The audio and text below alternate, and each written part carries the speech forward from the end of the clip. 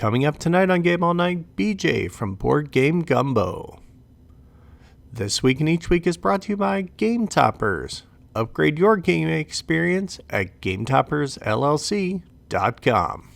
Welcome to Game All Night.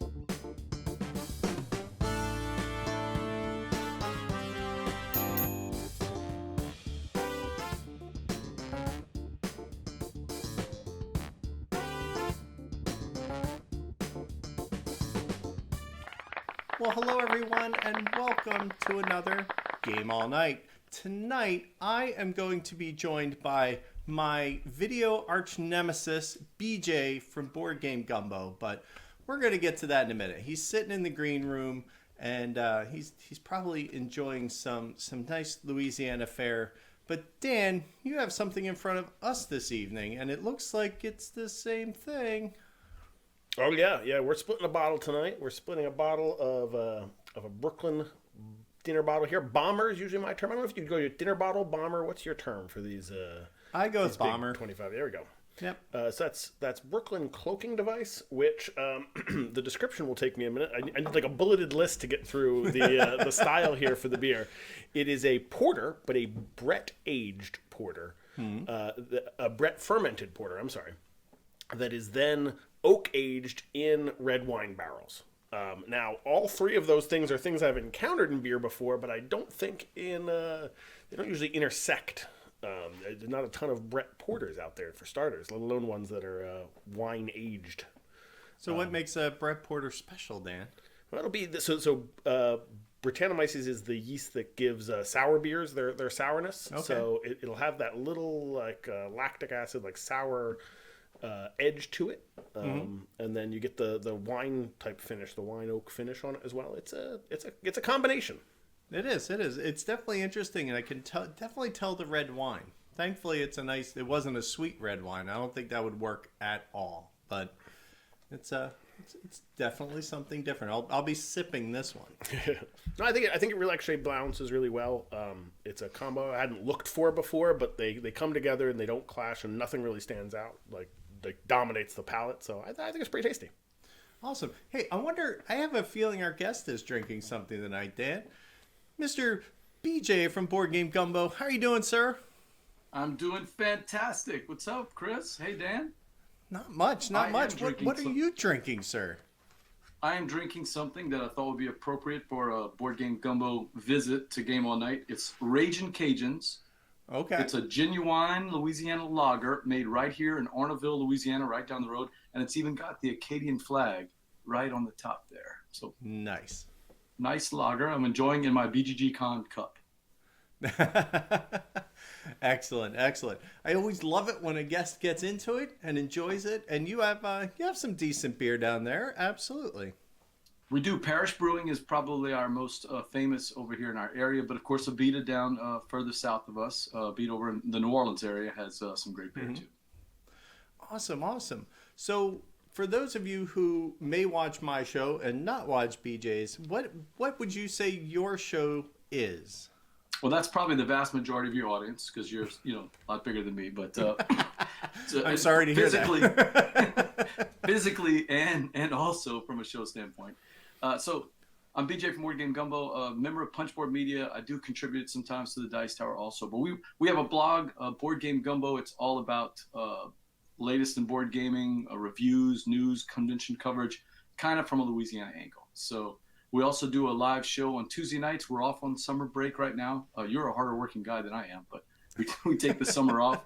And on Tuesday nights, you have graciously been a guest on the show. We interview people in the industry. We're on season 5 coming up pretty soon, about 80-something episodes with everybody from board game designers to publishers to we actually bring in people that just play games, that like to talk about games because that's what we're all about, having fun. We talk about games, and then we do a board game on the show. So it's a little bit different from yours. You're more of that hard-hitting interview. I'm just throwing softballs, man.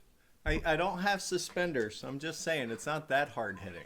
So you got the look though. You got the suit and the desk, and I've just got the fleur-de-lis back here. So it doesn't matter. It's all about the quality, my friend. So if we were to say, are you if I'm Jimmy Fallon, are you Conan? Are you like what?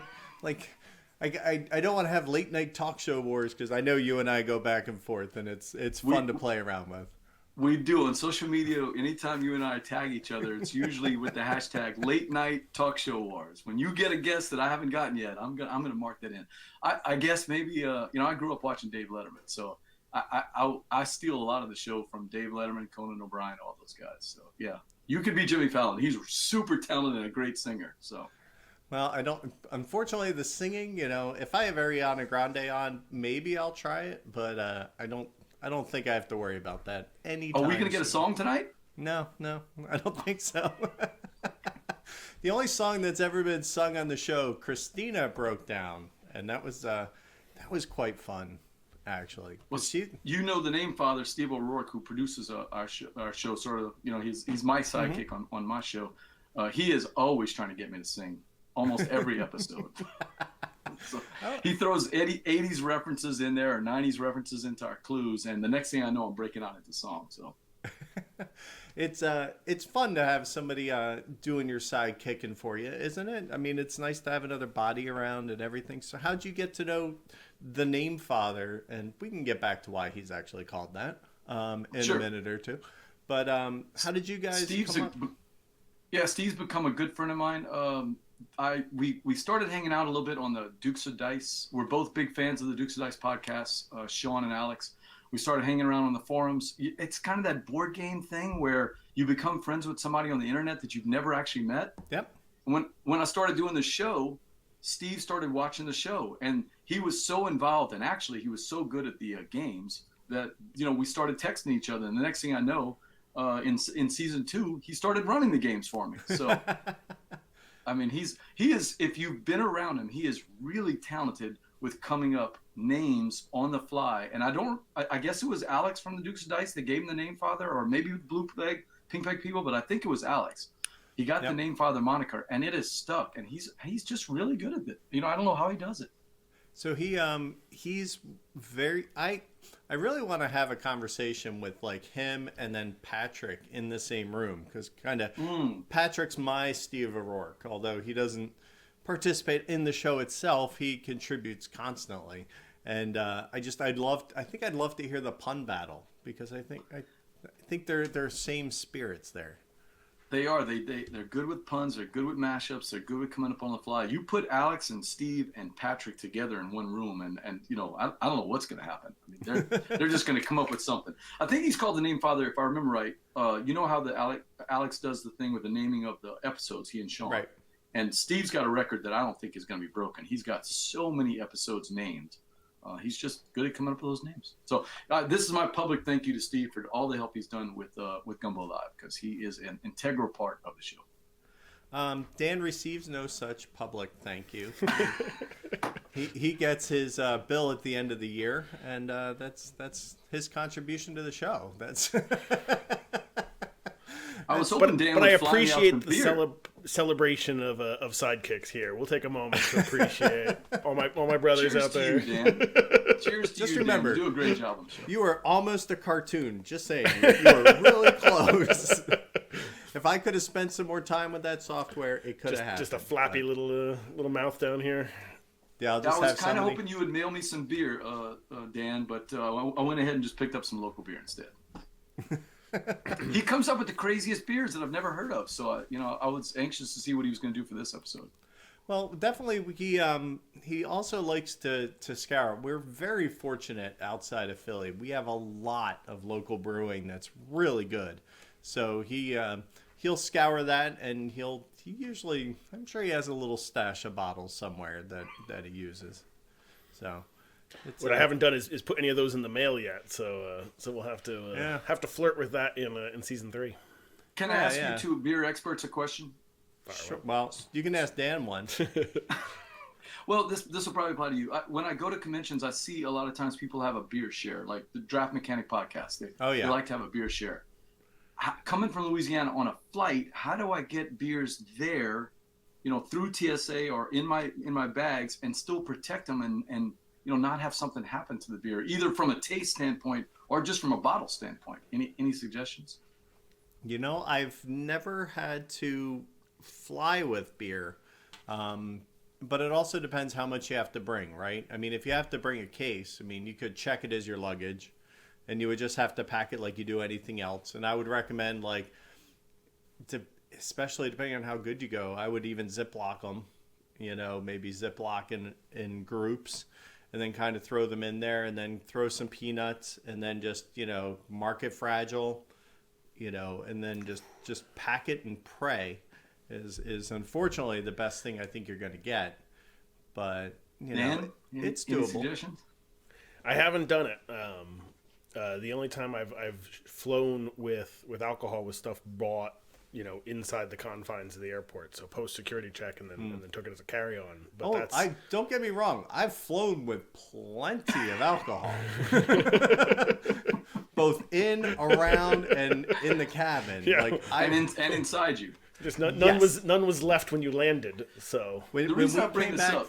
When we came back from Hawaii, I had 6 bottles in one thing of luggage.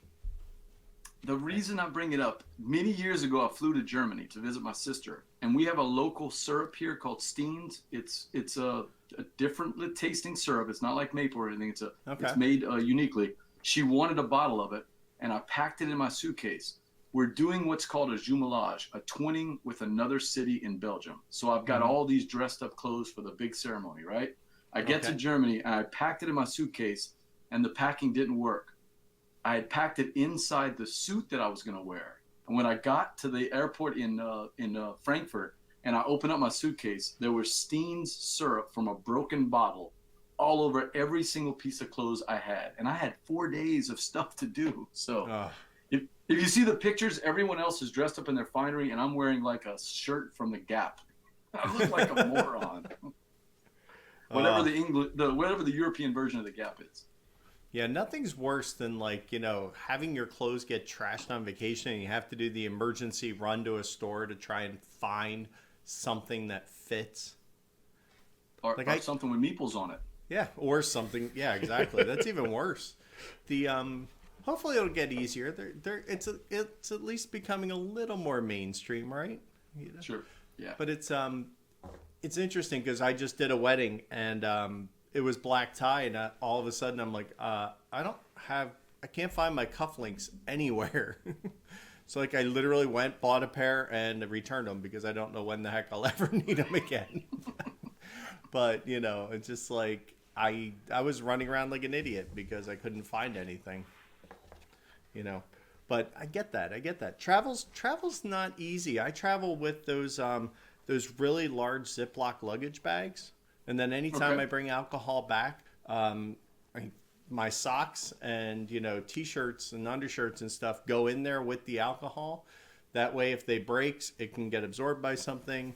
And B, it hopefully keeps them separated. And if it does break and leak, then it's in the bag and I don't have to worry about it. So that's as close as I get to a trick, is those big Ziploc-y storage bag things. Have you ever played board games on an airplane? Yes. So flying to Hawaii, that was actually a big thing. I'm like, this is 12 hours for us here on the East Coast to get to Hawaii. It was a long flight, and board games were, I was 4 years in, so I still had a strong itch. I have 2 stories. My first one is not nearly as favorable as this one. But I legit made a dice tray, made mini versions of some games, and then you could open up the dice tray, and in the lid were some boards that I had scaled down, and so you could we could roll and play. And it was really before roll and writes were a thing. So we had Can't Stop, and I had Viva Java Dice, and I had some smaller games played out. But the most infamous story I have is when, even before that, my wife and I, we went away. We went on, here we go, a romantic scuba diving trip to Curacao with my wife. BJ, how many games did Chris take with him? How many games did he? 20. 22. I crammed 22 into a suitcase. How many did Chris play, though? 2. Oh, wow, you got some in. Yeah, we did. Because the people we went with, our friends, they actually, they played games. So we got to play, we played, the smallest things, right? But I took Carcassonne, and I learned something, BJ. Do not pack your Carcassonne in those Ziploc bags in a long, square, rectangular tube, and then put them in your wife's carry-on and forget to tell her. That's not good, because when they inevitably will open that suitcase up looking as what's going inside, and your wife's looking at you like, what did you put in my suitcase? Right. Yeah, that was a quiet flight home. But if you want your wife to wait around for a while, put the cash and guns box in your wife's carry-on. Hey, I'm a little bit smarter than that, but not by much. Not by much. So, BJ, you and I we do a very similar thing, I think. We like to kind of get people out. We like to get people talking about, themselves and how they got in the hobby and things they've done. What's kind of been the most surprise interview moment for you on the show so far? Like, what's kind of stands out? Well, you and I were talking before the show when I had Jamie Stegmaier on. I'm assuming we're not talking about this interview because it just started. Exactly. Okay. So talking about Jamie Stegmaier, when he was on, I had been told that he likes to flip the interview and interview you instead of on the show.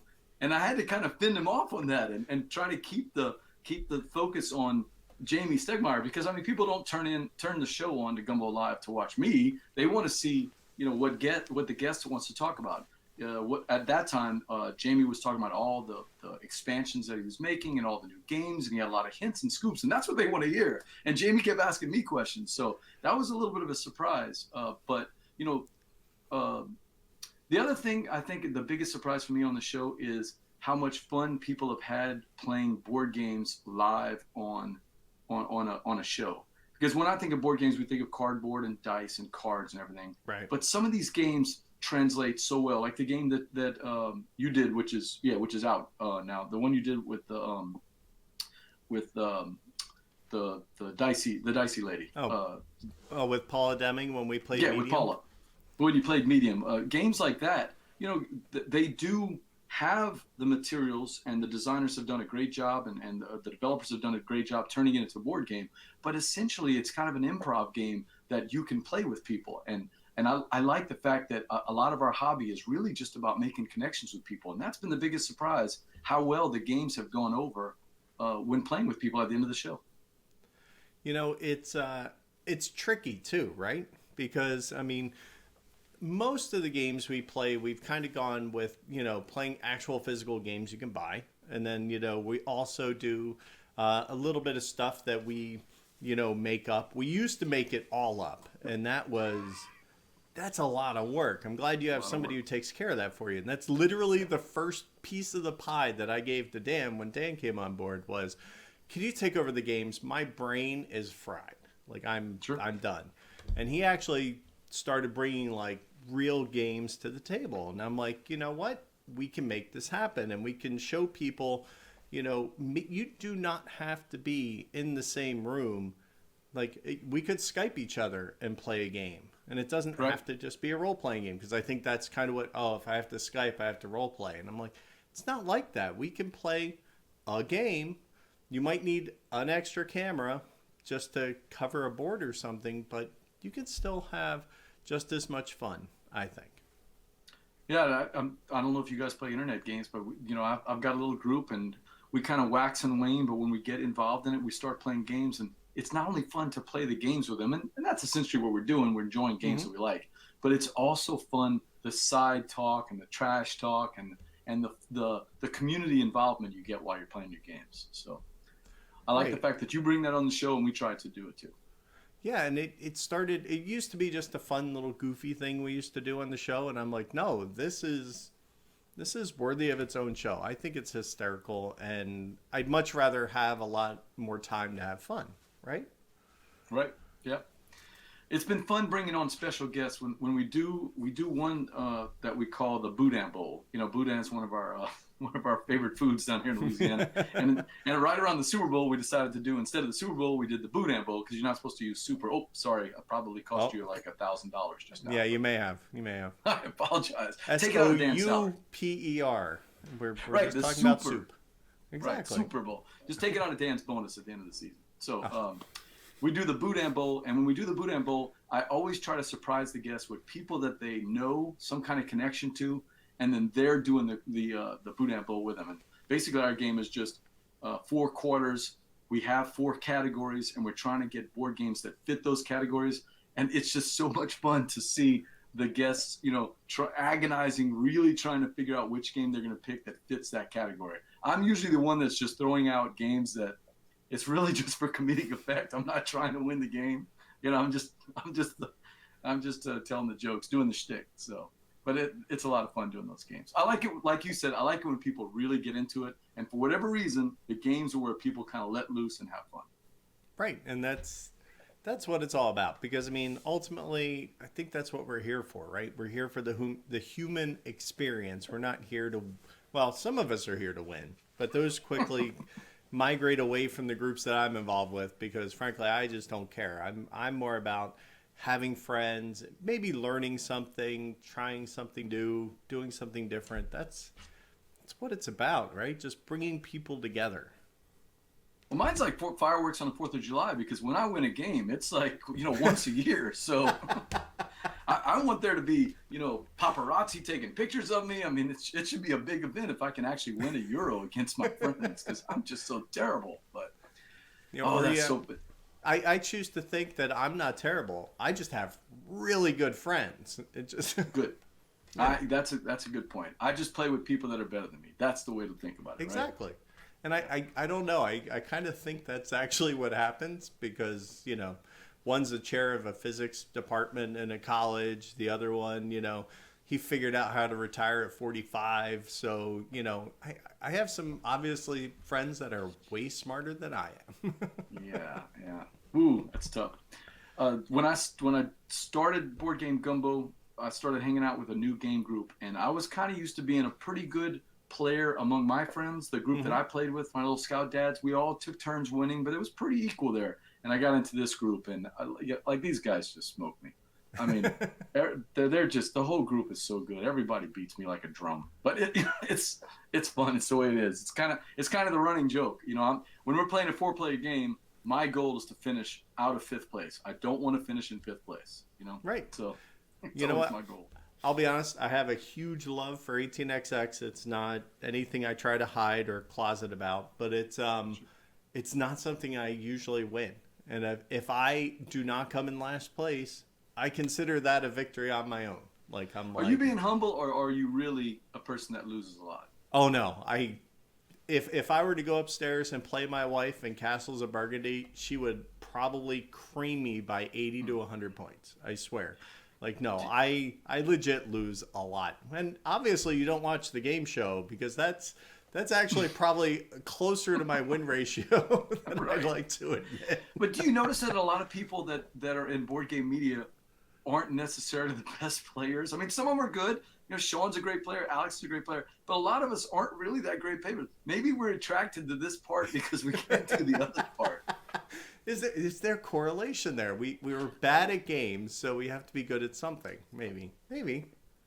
Yeah, because in my game group, I am not the best gamer. I am definitely not the best gamer. So, but when I win, I celebrate. Awesome. I'm gonna spike that football. I think we should celebrate right now. I think we're gonna take a quick pause to hear from another Punchboard Media contributor, Mr. Patrick Hillier, and maybe a word from our so-called sponsor. So we're going to be right back after this.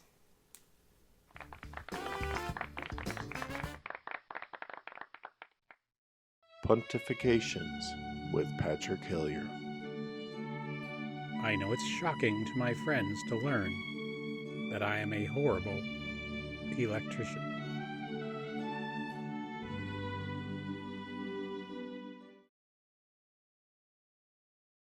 When friends stare at you, and even glare at you, tapping toes, rapping fingers. When you ask whose turn it is and hear the dreaded, "It's been yours for 2 minutes." Anxiety and fear can paralyze you in that moment. If you've struggled with analysis paralysis before, If you've tried other medications and nothing seems to help, now there's Analpar, a new analysis paralysis alternative. Independent studies have shown that Analpar's unique properties stimulate the brain's neurotransmitters more gently than other medications. Several study participants report relief of analysis paralysis symptoms within as little as 2 weeks. You deserve to feel the warmth, to feel present in the moment, to be free, to be yourself again.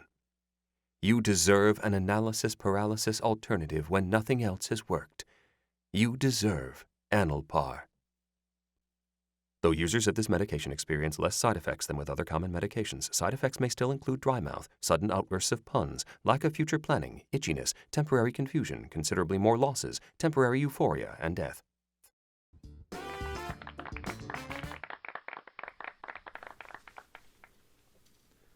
And we're back. I've seen that so many times and I still laugh. It's good, right? You know, Good job. It's Eric that sells it. It really is. And, you know, hey. I don't know why, but the scene where they're walking out on the pier, it just makes me laugh every time I see that. So I don't know why that makes me laugh. It's just so disjointed and out of place. And, yeah, so. And Patrick's pun. Patrick's just wrong for that. I'm sorry. Oh, He's a national treasure. Patrick Hillary, a national treasure. Indeed. And I was so super excited when he said, like, I just kind of reached out on a whim because I kind of wanted something. Remember Jack Handy from Saturday Night Live and stuff, right? Like, I've been looking for something like that. And when I reached out with Patrick, I'm like, I have an idea. Would you be willing? And like literally, I think I had 3 in my inbox within a day. Because he is our invisible third member of the cast because he's hysterical and also a proud member of Punchboard Media. That's right. Punchboard Media. He came to our Gumbo game night. Did he? All the way from wherever it is that he lives. I'm forgetting right now. Oh, Ohio, right? Yeah, right. Ohio. He just happened to have a client down in Lafayette and stopped by on a Wednesday night, came to our Gumbo game night, played games with us all night. We had such a great time with him. I spent a week in Mobile and we didn't even get to connect. It was very sad. That was my fault. I just had something come up at the last minute because I would have joined you because you were right. You were so close. So next time.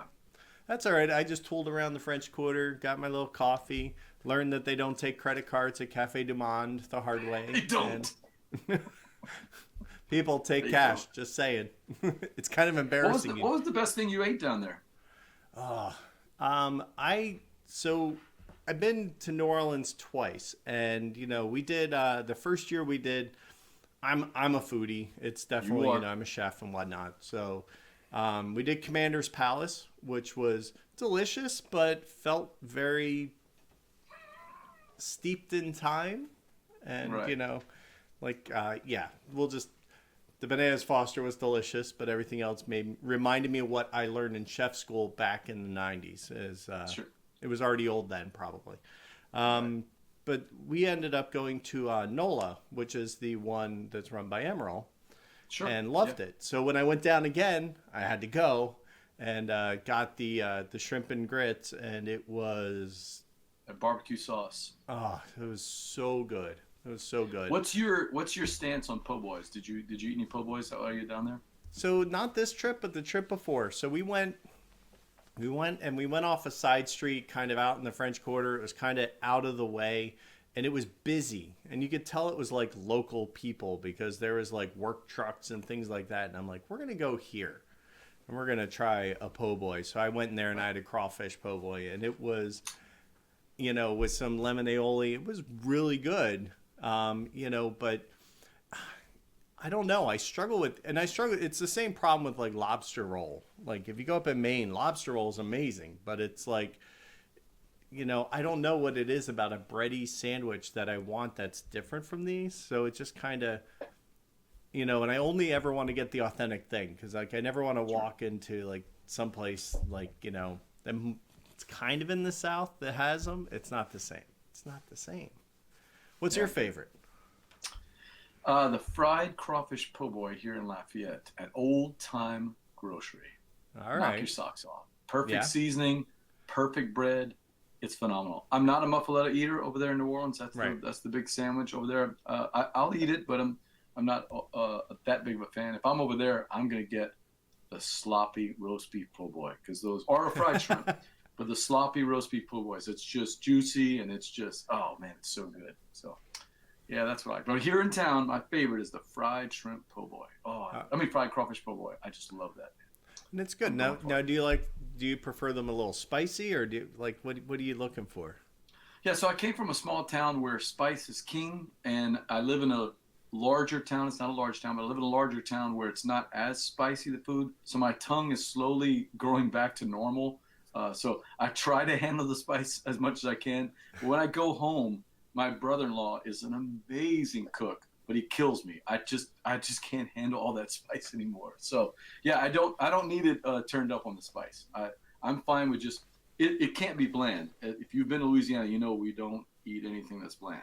You know we gotta have some kick in it. Yeah, but no, I don't need the triple A fire alarm spice. Not me. So when you go home, what is and your brother? You say your brother's he's an awesome cook. What is gonna get? What's going to be put on the table that night, or what do you want to be? So in our parish where I'm from, we don't have counties, we have parishes. In the parish that I'm from, women do cook, but they cook kind of the daily meals. It's mainly the men that grow up cooking all the big meals. Okay.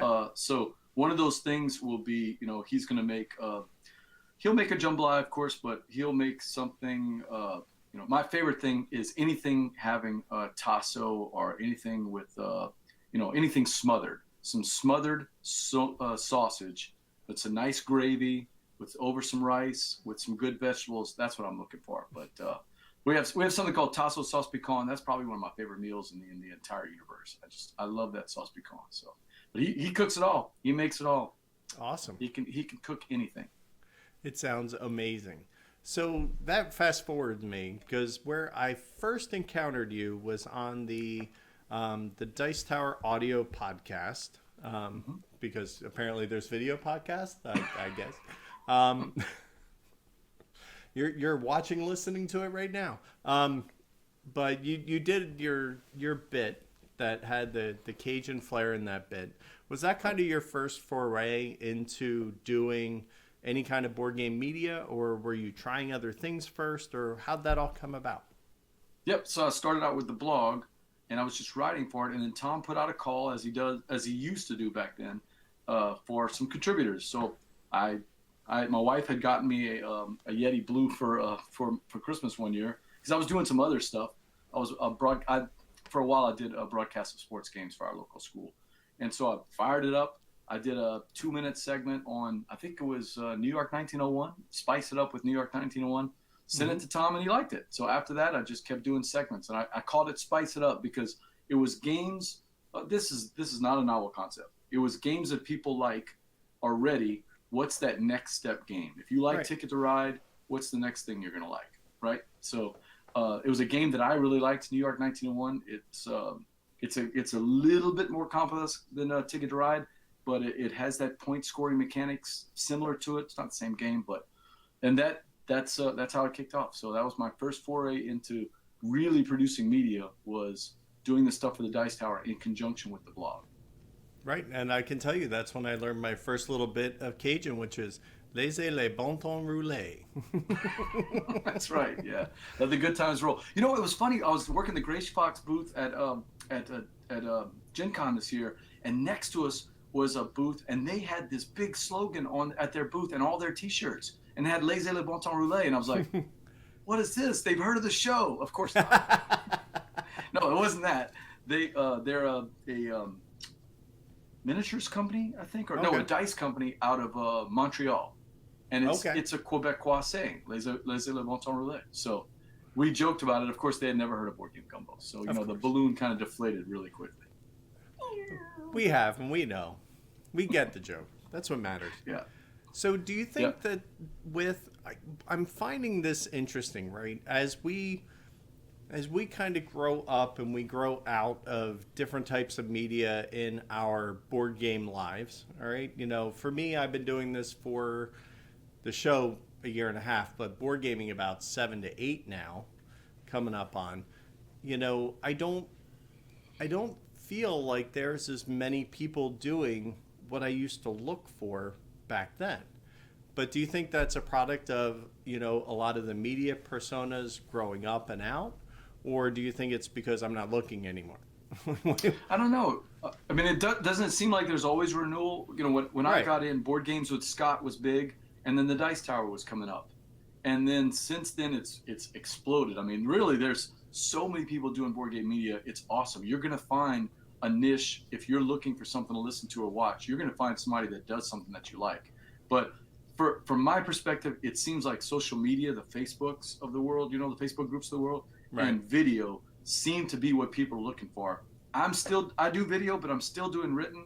And I talk to board game reviewers that still do written reviews. People like Eric, you had mentioned from What's Eric Playing when we were talking beforehand, and people like Chris Ray from the Opinionated Gamers. I still read written reviews, so I'm going to keep doing them, and I hope that there's still people out there that like written reviews. I like the written word. I still get a newspaper every day. I am totally anachronistic. Right.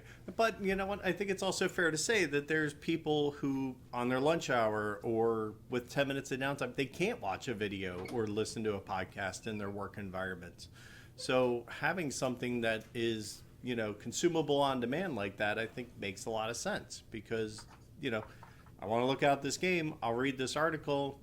Okay, I have at least an idea. They don't, I think sometimes we get pigeonholed into thinking, it's all about videos or it's all about audio, and there's this third part that is the written stuff that is, it's probably consumed more than all the other stuff combined. I think when you probably look at some of the numbers, I think you'd be surprised. Well, the go-to stuff for most people in the hobby is still BGG, right? For most people, and that's all written. So that's I agree with that.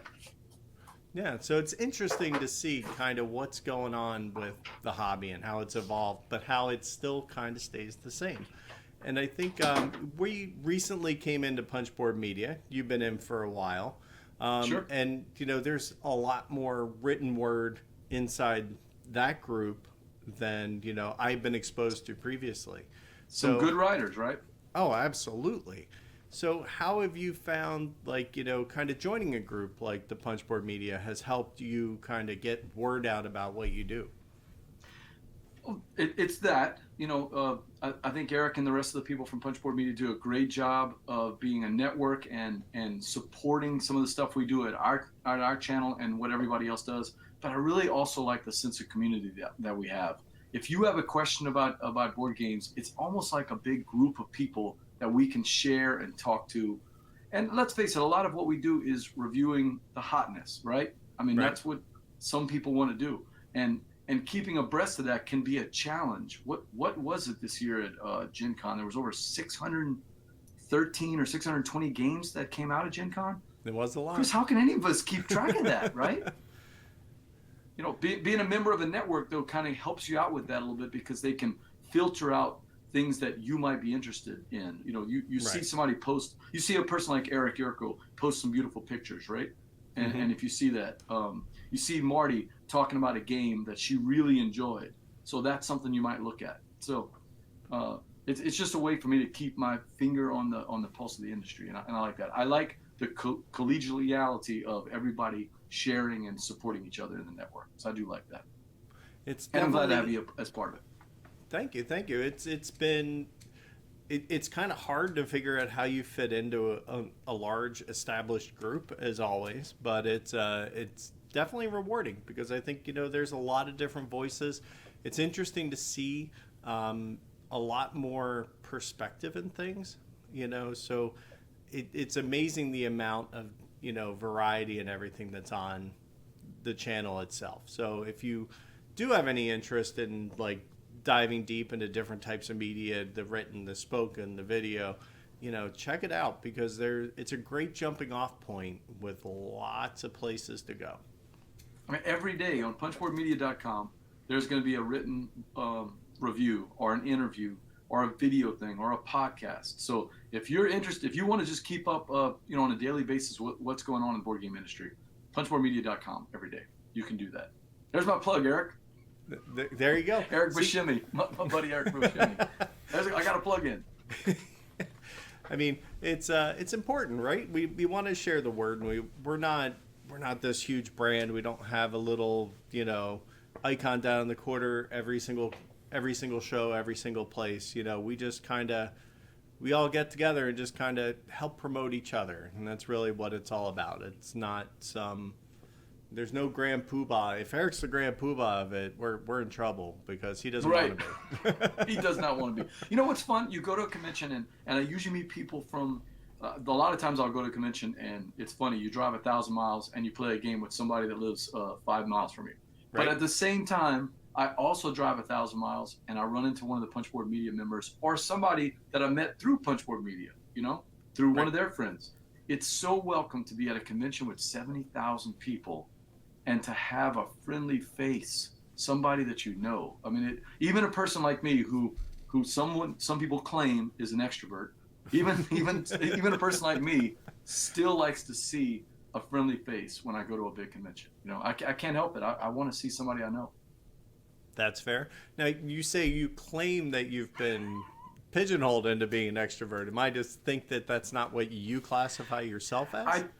I don't know. I mean, I grew up thinking I was a shy guy, but my wife has disabused me of that notion. And I was going to a meetup at Gen Con, and when I got there, my buddies from the Gumbo walked up, and they were already sitting at the table, and they were having a couple of adult beverages, and I walk in with 2 people, and I introduce them, and we're visiting, and we're drinking a beer, and then they leave to move on. They're like, "Hey, who was that?" And I was like, "I don't know. I just met him on the way over here," and we started talking, and the next thing you know, I invited them to have a beer with us, and they're like, will you stop telling people you're an introvert? You are not an introvert at all. You collect people like toys. I gotta admit, I'm fascinated by people. I'm fascinated by their stories, and I'm just fascinated to meet new people and new experiences. I really am. Well, that is a great reason why you should keep interviewing people, having them on your show, and finding out what makes them tick, because that's the kind of voice we need interviewing people, right? Like, sure. We're not just here to say, hey, what's coming out, what's coming to Kickstarter, that's cool, that's fun. There's a place for that, but, what I love that, you do is that it's very casual, and it's just, let's get to know you. Let's sit down and let's have a drink, let's play a game. It's what I would expect if I came to your house. Like, I'd expect you to say, let's play a game, we'll make some food. Well, that's what I would envision. That is what Gumbo Live is. It started when I was at Dice Tower Con a couple of years ago, and after we played a big game, I was playing with 2 or 3 people, and instead of playing a game, we were waiting on my son Jack to finish his game. We started talking, and for 2 hours, all we did. This is not something just unique to me. Everybody has this story. Sure. We just started talking for 2 hours about games, and the games that we played that day, the games we want to play, whether we like this game, what do we like about that game, and I kept thinking to myself, I was like, that's the kind of show I want. A bunch of people sitting around a bar talking about games, and then at the end going, hey, let's play a game together. So that's how Gumbo Live was born. Just people. Look, I'm one step above a rodeo clown. I recognize that. But at least I try to engage people in conversation and then play a game with them. So get people to know people. So that's awesome. That's what I do. Well, this has been a ton of fun, sir, and I would love for people, like you said, I had the joy of being on your show, which sure. I actually think I was on my birthday. I was on your show because I was out of town. I think it was. Yeah. Yeah. I still have one interview I need to post, so I'm going to post one of ours when you talked about one of your favorite games. So I got to get that posted to YouTube. I'll get that done. But awesome. I really enjoyed having you on the show, and thank you for coming on. Anytime. I'm happy to do it. I find that's actually kind of a cross benefit. I enjoy going on other people's shows and talking with them and having fun like that. Do you get a chance to, well, obviously you're doing it now, but do you get a chance to do that a lot?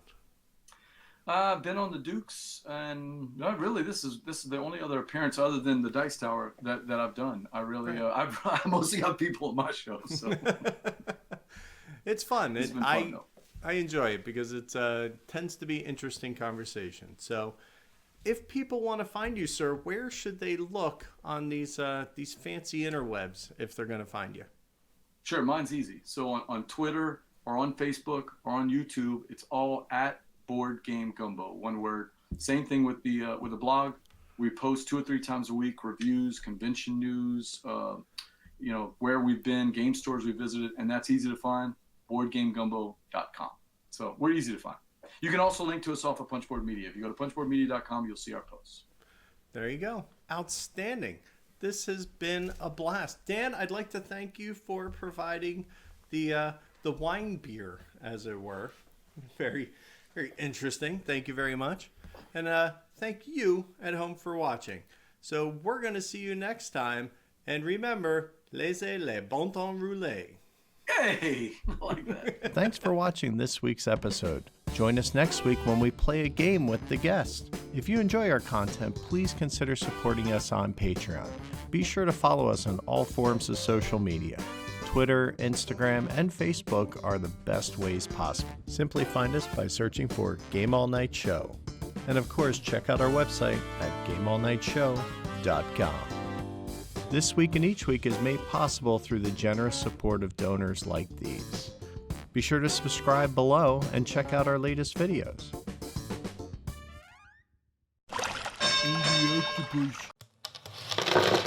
Punchboard Media, where we all Bring something to the table.